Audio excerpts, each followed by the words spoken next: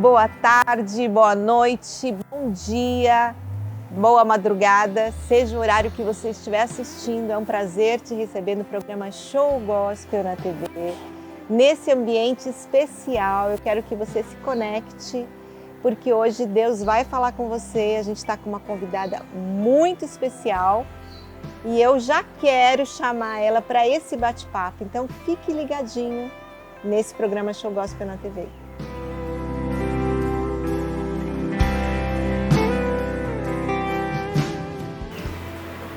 Estamos aqui no programa Show Gospel na TV e a gente está com uma convidada, uma querida, uma amiga, que eu considero amiga, que há muito tempo a gente está tentando bater um papo, conversar. E hoje eu tenho o prazer de estar com a querida Laura Sougueles. Que Mônica, prazer estar com você aqui. Uma alegria, é um prazer para mim. Prazer Obrigada pelo convite, muito bom estar com vocês. O prazer é nosso, né?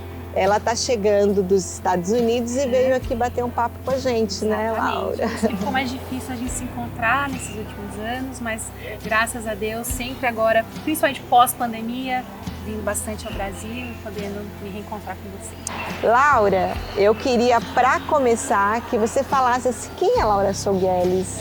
Já vamos começar conversando. Sim. Eu já pensei muito sobre isso. Na verdade, a pergunta sobre identidade, ela é muito presente na minha vida. Então, eu não sei se você já queria começar tão profundo assim. Vamos profundo, vamos embora. Mas é muito difícil a gente se autodefinir, né? Eu acho que essa pergunta de quem somos nós, quem sou eu? Ela é uma pergunta existencial. Sim. E ela tem muitas nuances. Eu acho que a gente é uma mistura da nossa história, mas a gente também não é só o que nós vivemos e passamos. Muitas vezes nós até ficamos presos, né, da definição de quem nós somos, apenas atrelada à memória. Sim. Nós somos também aquilo que Deus nos criou para ser. Então eu, como pessoa, como Laura, posso também me identificar como aquilo que eu creio que o Senhor depositou dentro de mim. Eu acredito que o Senhor, Ele sempre coloca um depósito único em cada ser humano. A nossa identidade tem a ver com isso também. Então, minha identidade, a Laura, tem a ver com o que o Senhor investiu, colocou dentro de mim.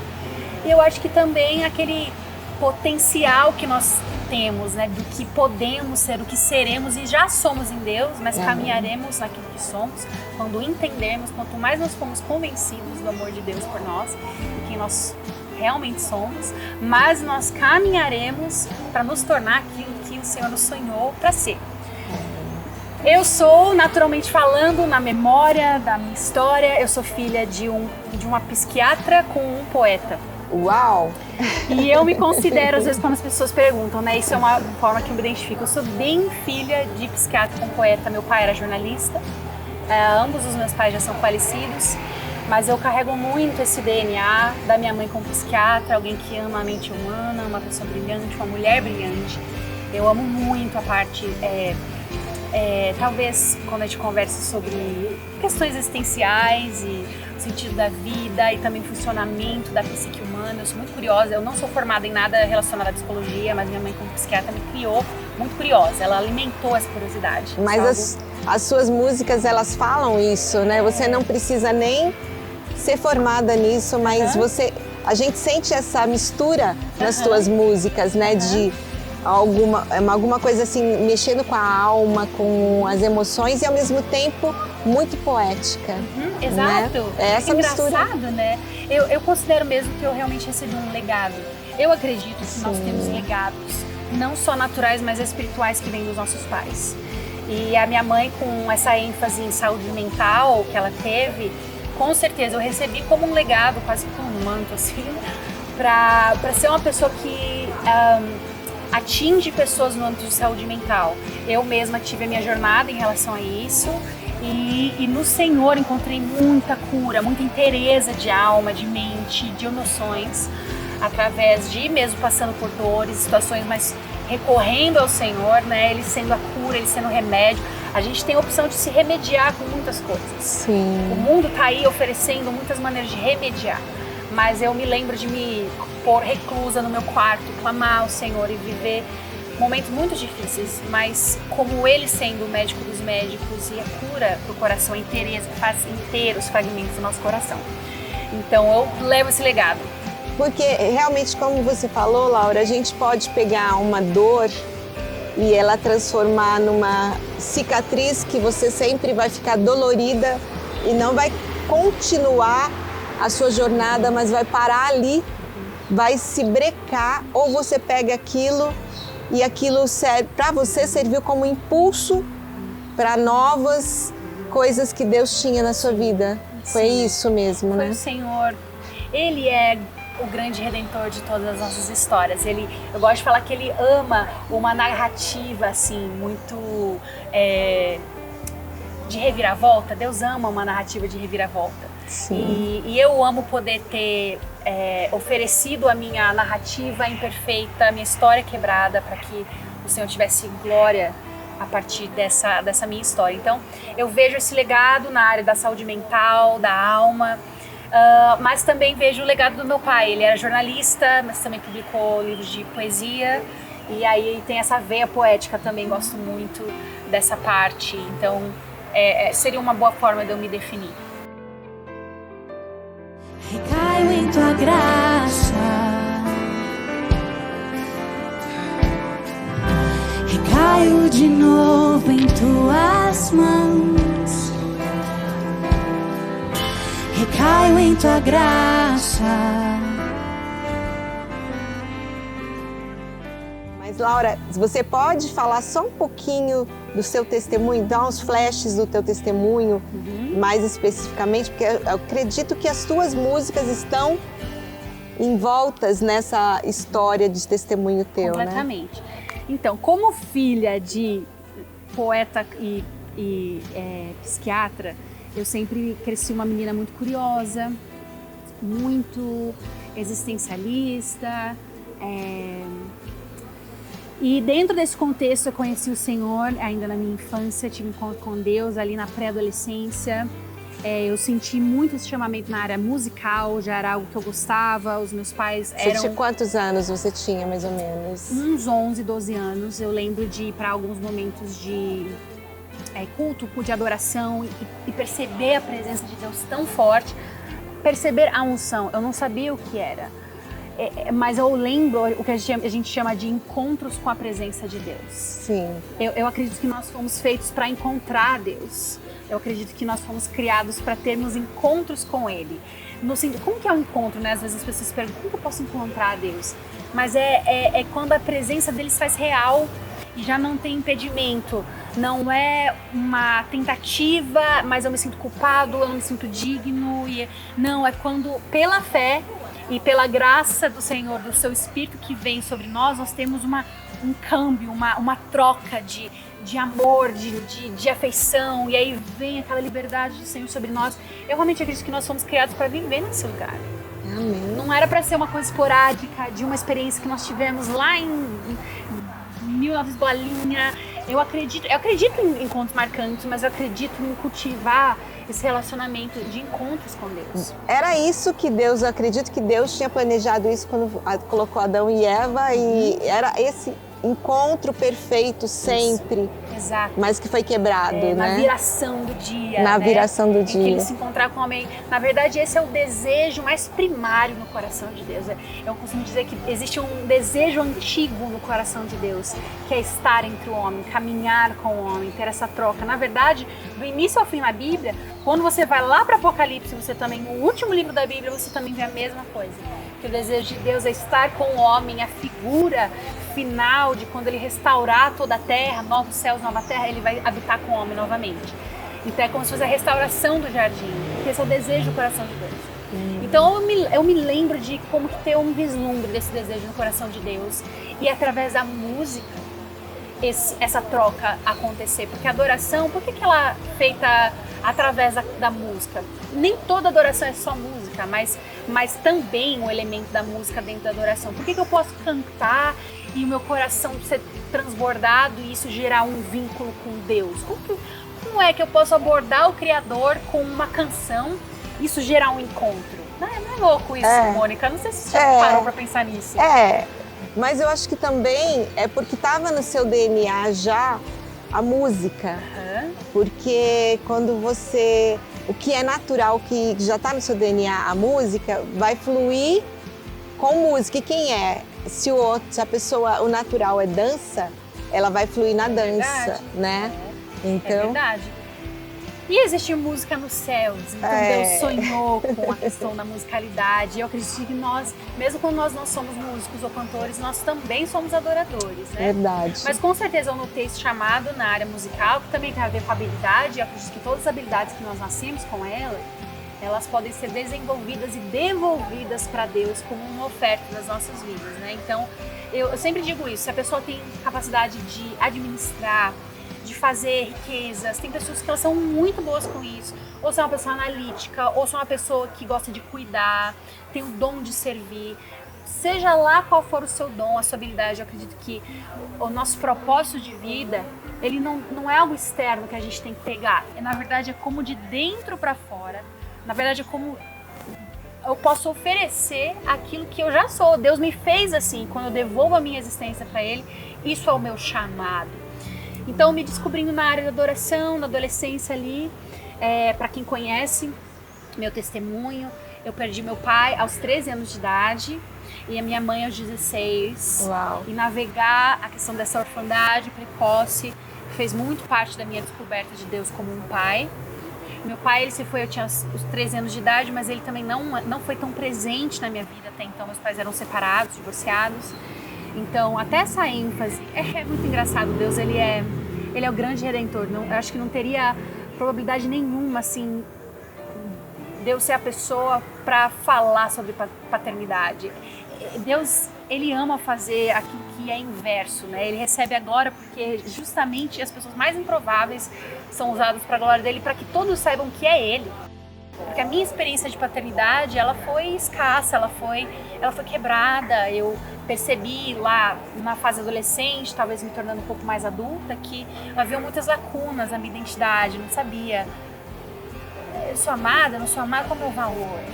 Muitas pessoas, elas sofrem isso permanentemente por causa de marcas antigas. Sim. Mas eu sou uma prova viva de que você não precisa ser definido pela sua história natural e deixar o Senhor reescrever a narrativa. Convidar ele para esses lugares assim de mais devastamento e falta, lacunas. Eu escrevi a canção Amor que Enche desse lugar, né, que diz... Maravilhosa canção, né?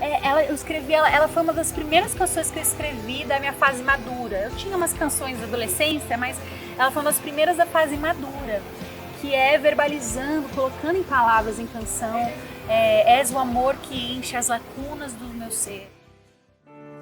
És o amor que enche as lacunas do meu ser.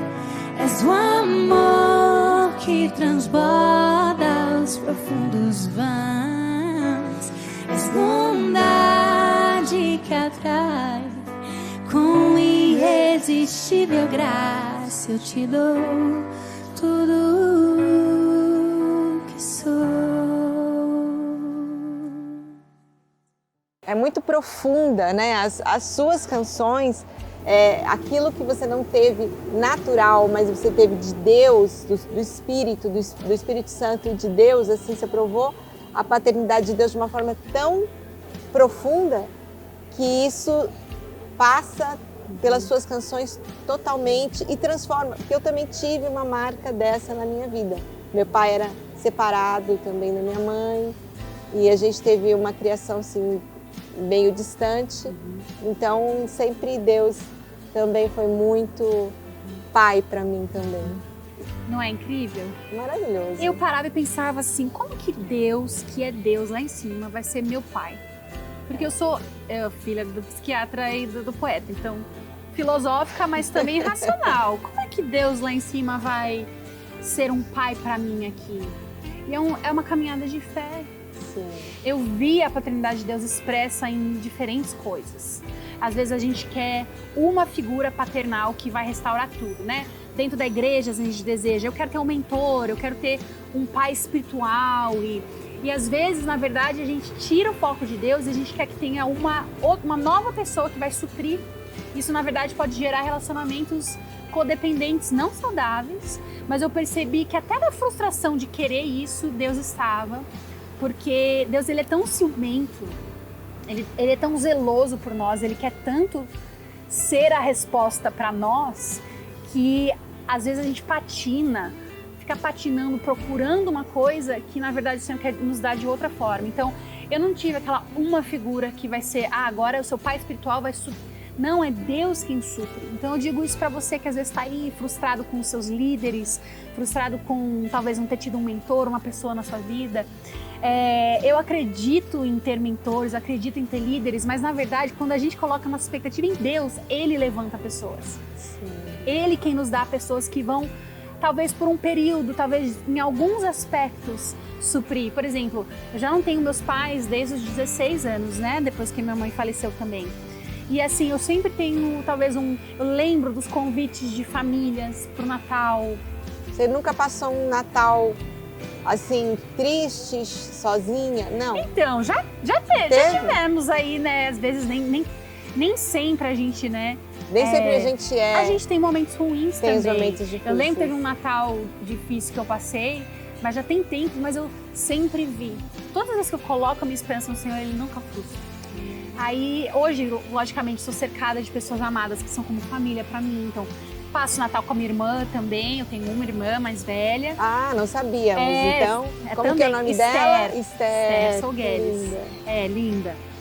Então, a gente geralmente passa o Natal juntos, mas também houveram fases que eu tava morando fora de São Paulo e aí Deus levantava um casal, uma pessoa. Então, hoje eu sou cercada de pessoas, mas eu digo isso porque quando nós colocamos a confiança no Senhor, é Ele quem traz as pessoas, é Ele quem supre, porque não são outras pessoas que vão suprir. E aí esse já é também o meu terceiro episódio aí de perda, que depois de perder meus pais, eu também vivi o desmanchamento de um noivado. Quantos anos você tinha? Eu tinha 22 anos. Uau. Já tem 10 anos, mas foi bem marcante, porque também é o que eu falei, né? Quando a gente coloca expectativa em relacionamentos humanos e a gente não enraiza a nossa identidade em Deus, essas perdas que são dolorosas, mas que não eram para realmente abater o âmago de quem nós somos, se a gente não está firmado, aquilo vem e chacoalha. Sim. E foi um período difícil, mas foi também muito necessário, porque eu ainda colocava, porque nós como seres humanos, nós somos tentados o tempo todo e nós não somos de ferro, né? Mas essa é a grande tentação, mas essa também é a grande chave de conhecer aquele que é o próprio amor. A gente pode até passar traição, decepção, abandono, seja o que for a situação que você está pensando aí, que você está se identificando. Todas essas coisas, elas podem ser muito difíceis, mas elas são transponíveis quando o amor de Deus é o amor primário no qual nós nos embasamos. E isso foi o aprendizado que eu tive nessa época. Foi nessa época que eu comecei a mergulhar mesmo, assim, de depender só do Senhor, olhar só para o Senhor. E não é uma bênção? Porque nesse momento, realmente, assim, quem passa por um momento desse de desilusão amorosa, de perda de um noivo ou alguém que você ama muito, é uma das maiores dores também que existe, né? E às vezes a pessoa nem desiste até de amar. Não é verdade? O amor romântico, isso, ele é algo muito importante para o coração humano. E apesar de também, né, ter a revelação de Deus como Pai, nós temos a revelação de Jesus como amor romântico. Sim. Pela Bíblia, nós somos a noiva. Então, eu acho que as experiências requeriram de mim uma abordagem, um aprofundamento, uma revelação de Deus aí diferente, que é também o amor romântico. Não é só o amor de pai também, mas o ser humano, nós não fomos criados só para o amor paternal, maternal, nós também fomos criados para o amor romântico. E voltamos à pergunta, como é que o Senhor pode suprir meu coração? Sim. E nós estamos aprendendo, eu estou ainda caminhando nessa revelação do amor do Pai, porque eu realmente acredito que esse é o design original de Deus para nós. Sim. Que nós pudéssemos amar, e mesmo quando nós não somos amados de volta, ainda transbordar no amor do Pai, porque nele nós somos perfeitamente amados. Vivemos no centro do amor do Pai. Essa foi a minha oração hoje de manhã. Deus, eu quero habitar no centro do Teu amor e desse lugar transbordar. É o nosso desejo, né?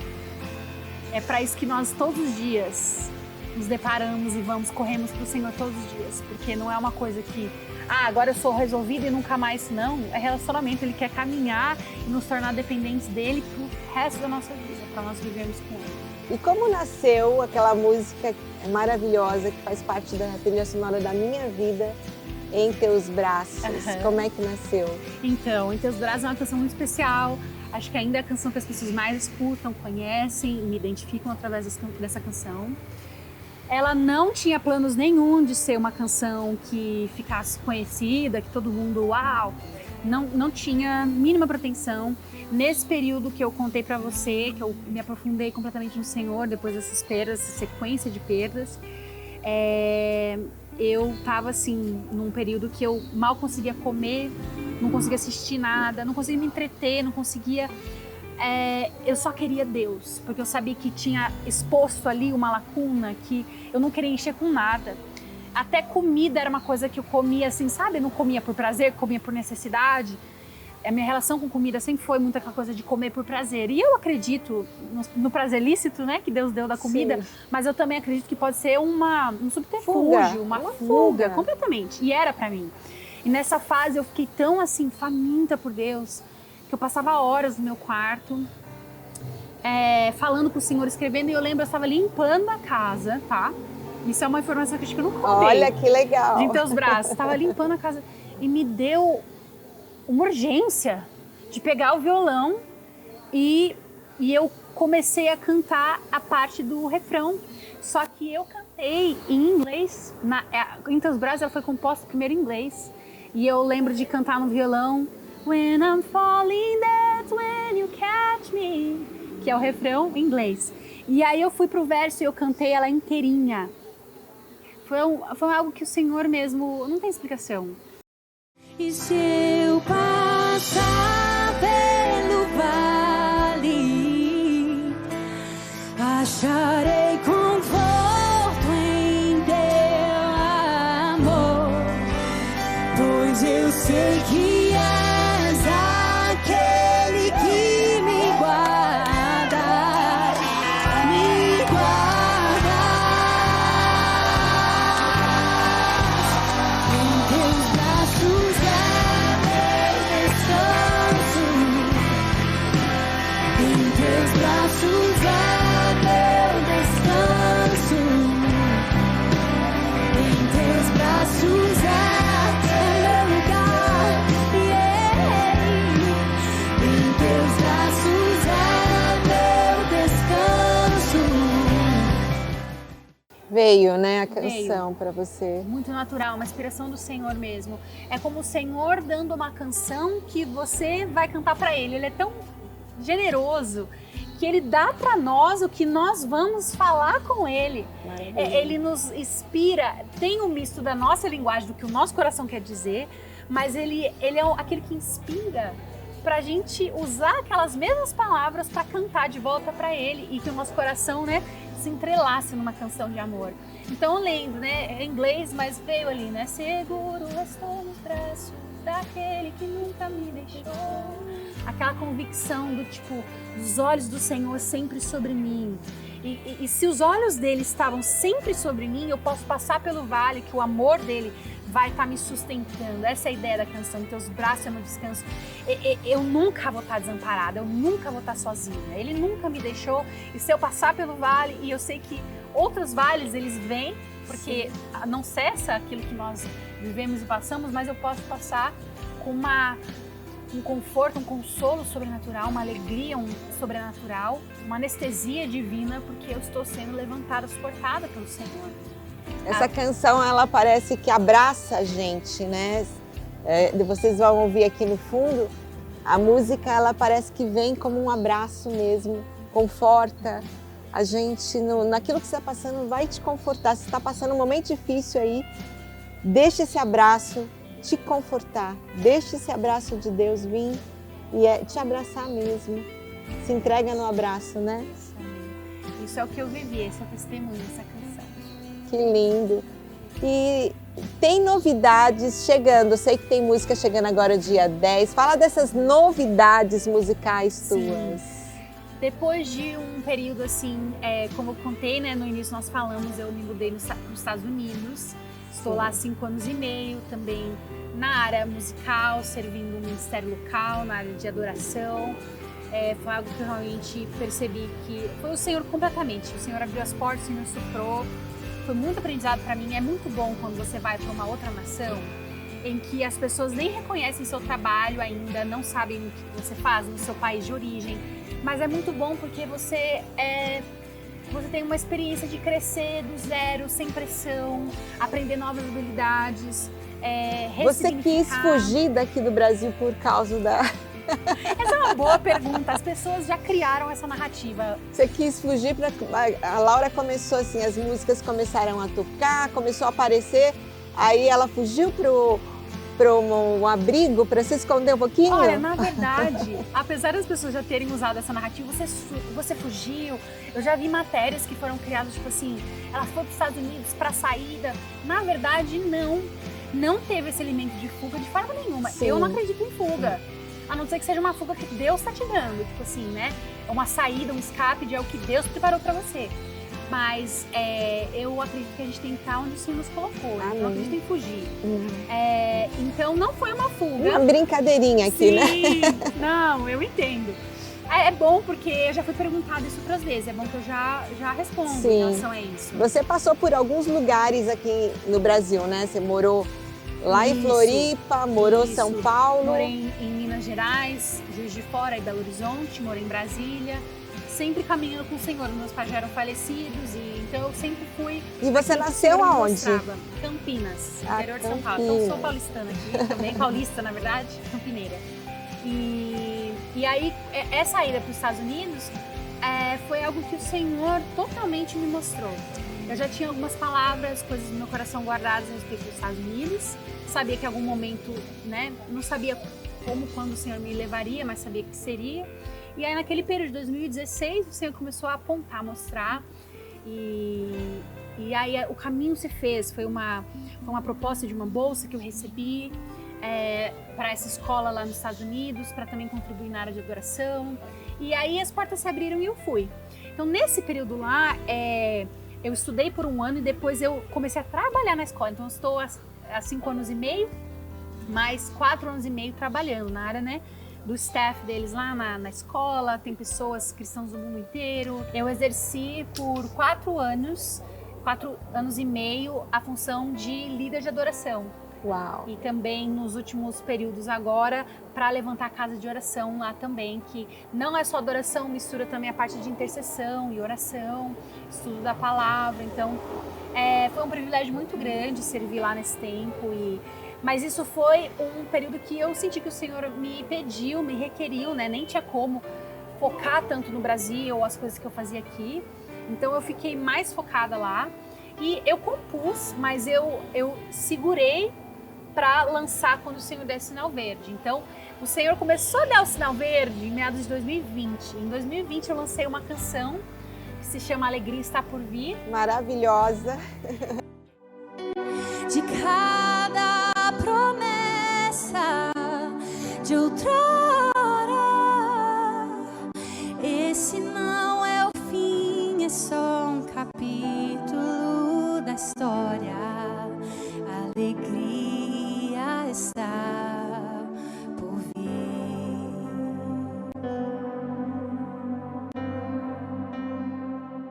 Canção de consolo, que também tem a sua história muito, muito peculiar. E de 2020 para cá, também nesse ano de 2021, o ano passado, tivemos... Na verdade, esse lançamento foi janeiro de 2021, e aí esse ano de 2022, às vezes eu não sei nem que ano que eu tô. 2022 agora. Quase achando que é 2021. Esse ano... É que 2 anos parado em pandemia realmente confunde perdeu um a noção. pouquinho. É verdade. Eu fiquei um pouco assim, mas foi bem... Na verdade, eu lancei no ano novo, então ela deu como lançamento dia 1º de janeiro de 2021.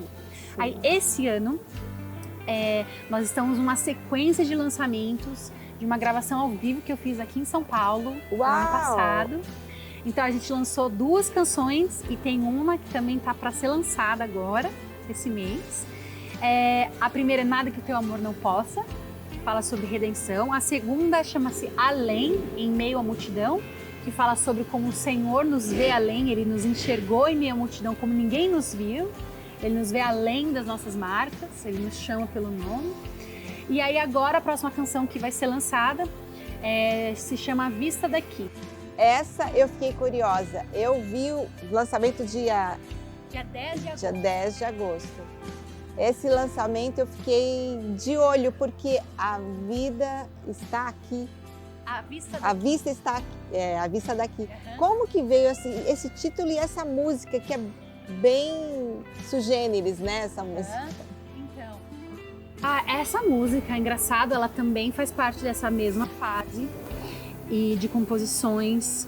Eu estava morando em Belo Horizonte e nesse período assim bem intenso com o Senhor, não quero nada mais, Senhor, vem, canta sobre mim a sua perspectiva. Porque se eu olhasse pelo ponto de vista natural, uau, meu pai faleceu, depois minha mãe faleceu. Quem que perde os dois pais? Quando as pessoas ouvem que eu perdi meus pais, elas acham que foi um acidente, que os dois faleceram juntos. Mas não foi, os dois foram de falecimento por questões de saúde e ambos foi repentino. Não foi uma doença, não foi uma coisa que a gente se preparou. Ambos foi repentino. Um dia estavam bem, outro dia faleceram. Meu pai teve um infarto fulminante do coração. Que é de repente mesmo. Totalmente de repente. E a minha mãe, ela teve uma hemorragia interna por uma obstrução do intestino. Uau! E pela autópsia ali, provavelmente ligada a uma cirurgia que ela tinha feito mais anos anterior ao falecimento dela, mas também muito repentino. Então, quem que perde o pai, depois perde a mãe? E aí, nessa ocasião também do relacionamento, e aí você fala assim, Deus, quais são os seus planos para a minha vida? Porque eu amo o Senhor, eu quero o Senhor, mas eu tenho que ter tido realmente O Senhor me propôs um destino muito peculiar, então ou eu ia abraçar aquilo, ou eu ia me afundar num buraco de autocomiseração, porque a gente tem essa opção. Ou se revolta contra Deus, né? Tipo, Deus, você que tá aí, que tá sofrendo isso, não é essa opção, né? Se revoltar, porque ela poderia, e a Laura é testemunho disso, você não se revoltou, você foi por o outro caminho, aquilo.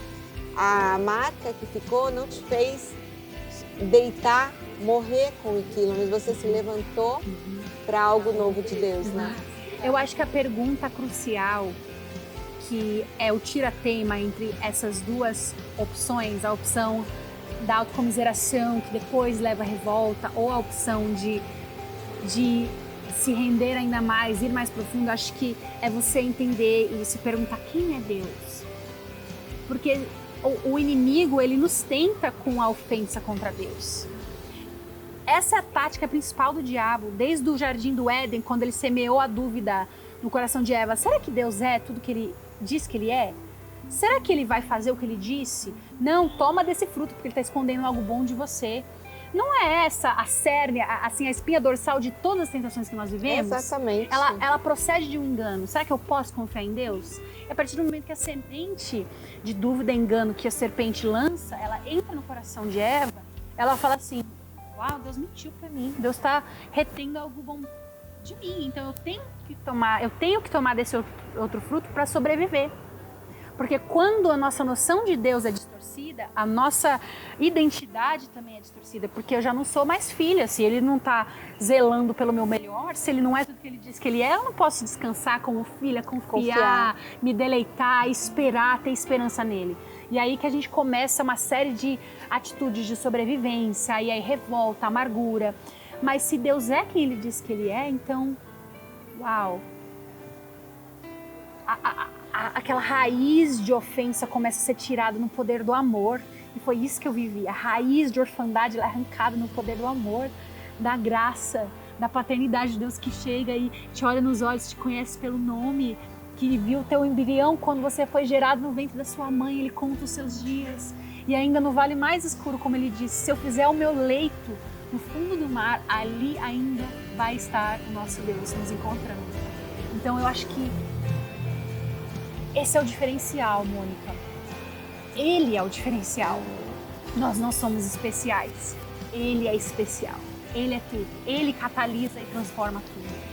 Então eu me lembro de ir para esse lugar assim estreito, desconfortável, que você não pode mais sequer esconder. A dor, ela é tão gritante, ela é tão óbvia que ou você entrega para ele.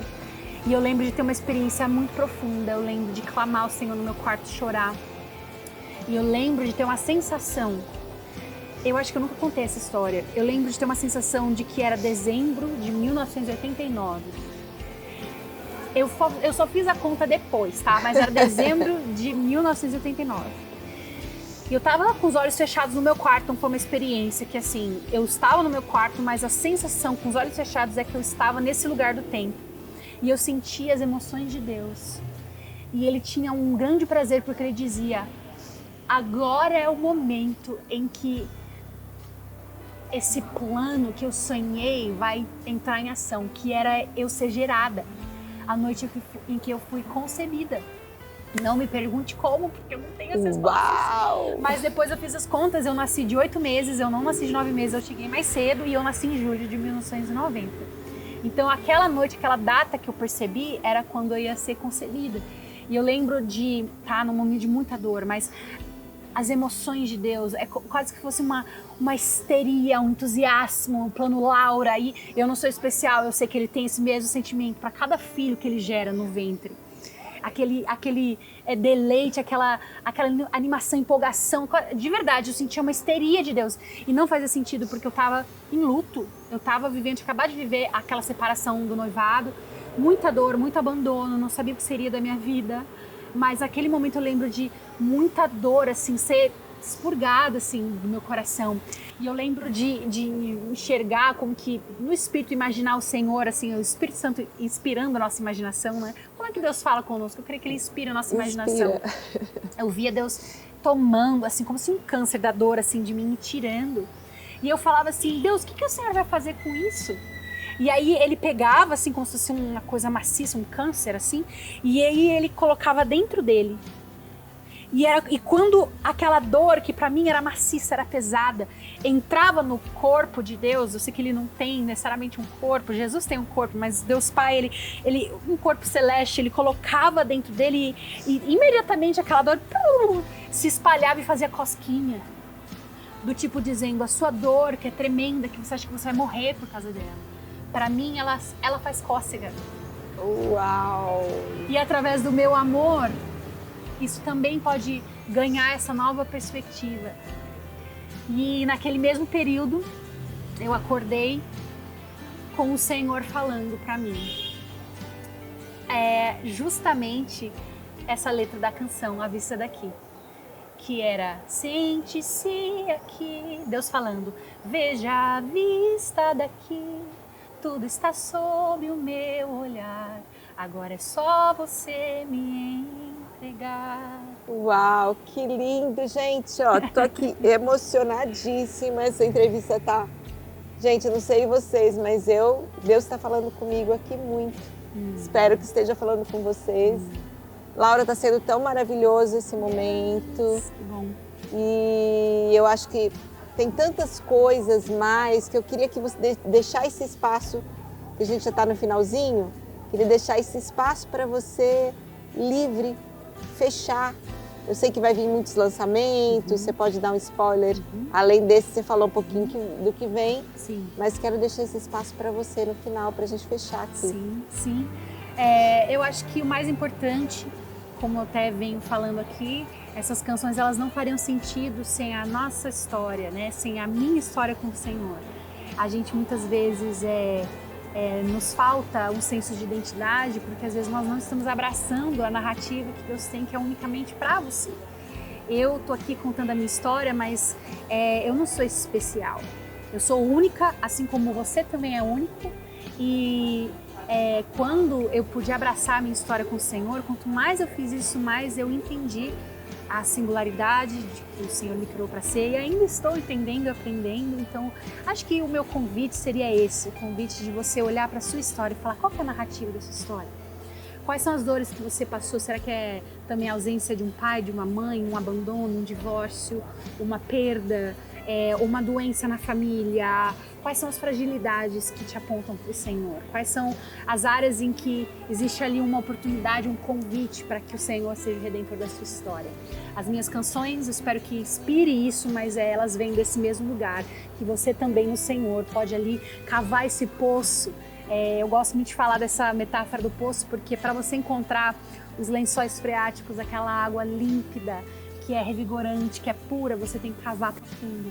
E às vezes nós não nos damos o trabalho de cavar, mas com o Senhor, quando nós vamos mais profundo, nós encontramos ali as águas que lavam, que regeneram, que é o próprio Senhor limpando, lavando, tirando tudo aquilo que é um resíduo da história, a amargura, a perda, a dor e nos restaurando, nos fazendo de novo para a glória dele. Obrigada, Mônica. Obrigada. Agora vamos tomar nesse lugar maravilhoso. A gente está aqui na Casa Florá, que é tão gostoso, tão maravilhoso. A gente vai aproveitar e tomar um cafezinho. Vamos tomar um cafezinho? Estou pronta. Então vamos embora. Sente-se aqui, veja a vista daqui, tudo está sob o meu. E a gente fica por aqui com mais um programa Show Gospel na TV com essa querida Laura. Muito obrigada. Foi muito especial, viu? Prazer. Amei. E toda vez que tiver novidades e vindo ao Brasil, você vem aqui pra gente bater esse papo. Vamos. Tá? Teremos outros pelo futuro. Sim. E a gente fica aqui. E eu quero agradecer em especial a Sandra Pita, ao pessoal da Casa Florá, esse lugar maravilhoso aqui. Te convido para você vir se arrumar, tomar um cafezinho e tá num lugar gostoso como essa casa que é maravilhosa. Casa Florá. Venha. Dias tão lindos e belos estão se aproximando.